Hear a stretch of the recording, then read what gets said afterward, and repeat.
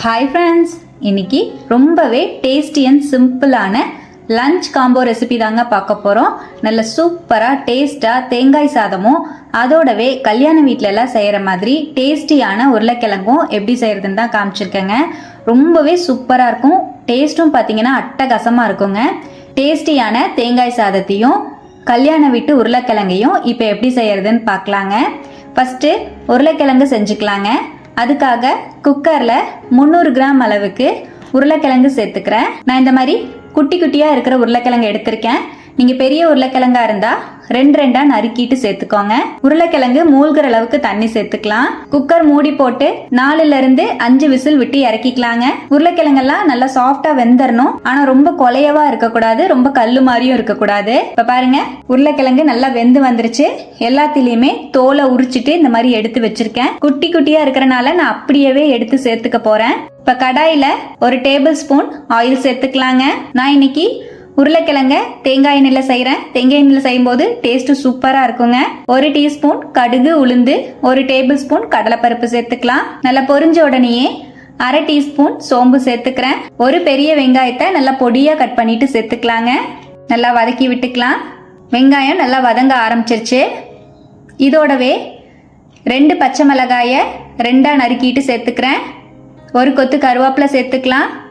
நல்லா வதக்கி விட்டுக்கலாம். வெங்காயம் நல்லா வதங்கி வரணுங்க.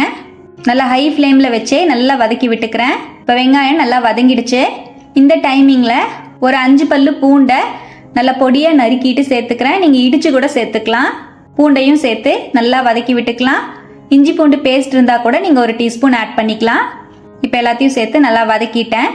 இதோடவே 2 மீடியம் சைஸ் தக்காளி பழத்தை நறுக்கிட்டு சேர்த்துக்கலாம். தக்காளியும் சேர்த்து நல்லா வதக்கிக்கலாம். தக்காளி ரொம்ப சாஃப்ட் ஆகணும்னு அவசியம் கிடையாதுங்க. 1 நிமிஷம் போல் நல்லா வதக்கி விட்டுட்டு இதோடவே தேவையான அளவுக்கு உப்பு சேர்த்துக்கலாம்.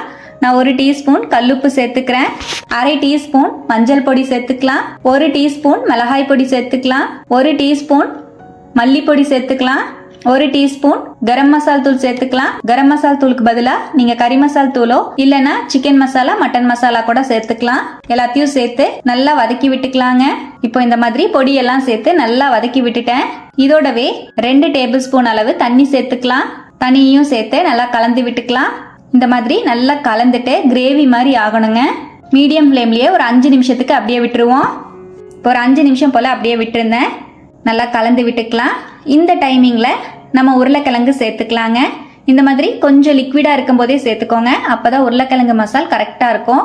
சேர்த்துட்டு ரொம்ப பெரிய பெரிய உருளைக்கிழங்கா இருக்கிறதெல்லாம் இந்த மாதிரி உடச்சி விட்டுக்கிறேன். நீங்கள் கட் பண்ணிட்டு சேர்த்துக்கிறதுனாலும் சேர்த்துக்கலாம். இல்லைனா இந்த மாதிரி நம்ம வதக்கும் போதே கரண்டி வச்சு லைட்டாக இந்த மாதிரி பெரிய உருளைக்கிழங்கெல்லாம் 1க்கு 2 நீங்கள் உடச்சி விட்டுக்கலாம். ரொம்பவும் பொடியாக உடச்சி விட்டுறாதீங்க. நமக்கு உருளைக்கிழங்கு கொஞ்சம் முழுசாகவும் இருக்கணும். அப்போ தான் கல்யாண வீட்டில் சாப்பிட்ற அதே டேஸ்ட்டில் நம்மளுக்கு கிடைக்கும். இப்போ நல்லா உடச்சி விட்டுட்டேன். மெதுவாக அப்படியே மீடியம் ஃப்ளேம்லேயே வச்சு நம்ம மசாலோட உருளைக்கிழங்கு நல்லா கலந்து விட்டுக்கலாம். மீடியம் ஃப்ளேம்லேயே ஒரு 5 நிமிஷம் போல் நல்லா கலந்து விட்டுட்டேன். இந்த அளவுக்கு கன்சிஸ்டன்சி வந்தால் ஸ்டவ் அணைச்சிக்கலாம்.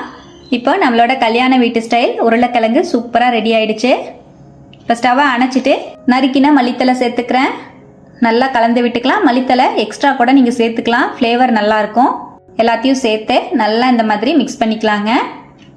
அவ்வளோதான், ரொம்பவே டேஸ்டியான கல்யாண வீட்டு உருளைக்கிழங்கு சூப்பராக ரெடி ஆயிடுச்சுங்க.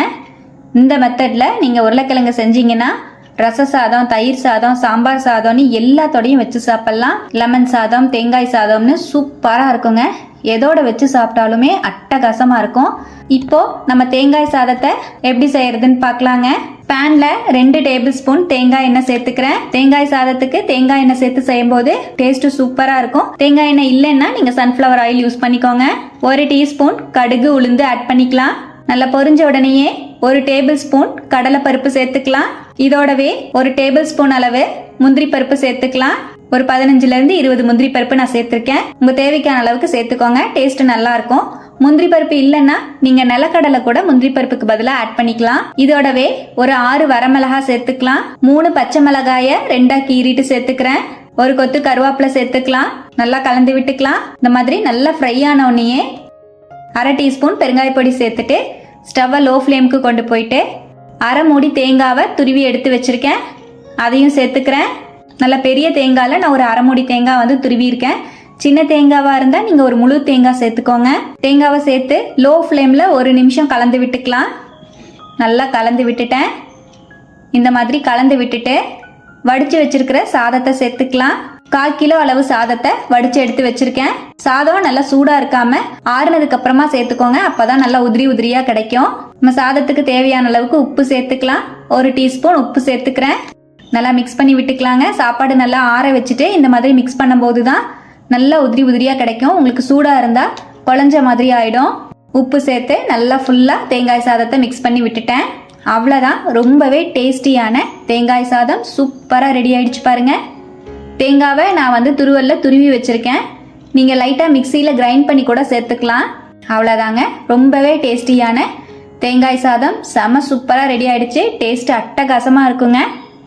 லஞ்சுக்கு இது போல் ஒரு டைம் தேங்காய் சாதத்தையும் கல்யாண வீட்டு உருளைக்கிழங்கையும் நீங்களும் கண்டிப்பாக ட்ரை பண்ணி பாருங்கள். டேஸ்ட்டு சூப்பராக இருக்கும். ட்ரை பண்ணிவிட்டு எப்படி வந்ததுன்னு கமெண்ட்டில் என் கூட மறக்காமல் ஷேர் பண்ணிக்கோங்க. நம்ம சேனலை இப்போ தான் ஃபஸ்ட் டைம் பார்க்குறீங்கன்னா சப்ஸ்கிரைப் பண்ணிக்கோங்க. பெல் ஐக்கானையும் ப்ரெஸ் பண்ணி வச்சுக்கோங்க. ஃப்ரெண்ட்ஸ் அண்ட் ரிலேட்டிவ்ஸோட ஷேர் பண்ணிவிடுங்க. லைக் பண்ணிக்கோங்க. Thank you friends. பாய்.